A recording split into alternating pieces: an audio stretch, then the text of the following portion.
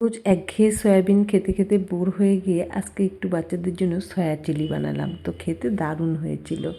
তো বানালাম, প্রথমে সয়াবিনগুলোকে সেদ্ধ করে জল থেকে চিপে চিপে একটা বাটিতে তুলে নিলাম।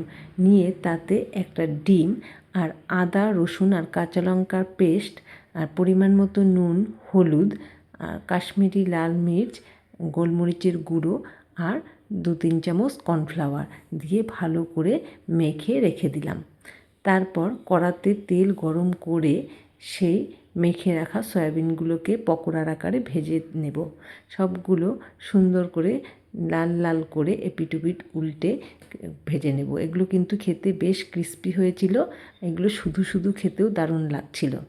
তারপর যে একটা পাত্রে 2 চামচ কর্নফ্লাওয়ার জল দিয়ে গুলে রেখে দিলাম। আরেকটা বাটিতে বেশ খানিকটা টমেটো সস আর 1 চামচ চিলি সস আর 1 চামচ সয়া সস মিশিয়ে রেখে দিলাম। তারপর সয়াবিন যেই কড়াতে পকোড়াগুলো ভেজে নিলাম, সেই পকোড়া ভেজে নিয়ে বাকি যে তেলটা থাকবে তাতে আরেকটু সাদা তেল দিয়ে কিউব করে কেটে রাখা পেঁয়াজ আর ক্যাপসিকামগুলোকে ভেজে নিলাম। ভেজে নিয়ে তারপর তাতে দিয়ে দিলাম আদা রসুন আর কাঁচা লঙ্কার পেস্ট দিয়ে ভালো করে কষিয়ে নিয়ে তাতে পরিমাণ মতো নুন দিয়েছিলাম। তারপর ওই গুলে রাখা 3 রকমের সসটা দিয়ে দেব।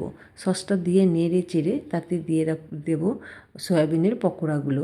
সয়াবিনের পকোড়াগুলো দিয়ে আবার নেড়ে চেড়ে ওই জলে কর্নফ্লাওয়ার যে গুলে রেখেছিলাম সেটা দিয়ে দেব। দিয়ে আমি প্রথমে কাশ্মীরি লাল মির্চ দিতে ভুলে গেছি, তাই দিলাম। দিয়ে তারপর ফুটে গেলে তাতে সাদা তিল আর একটু ধনেপাতা ছড়িয়ে পরিবেশন করুন।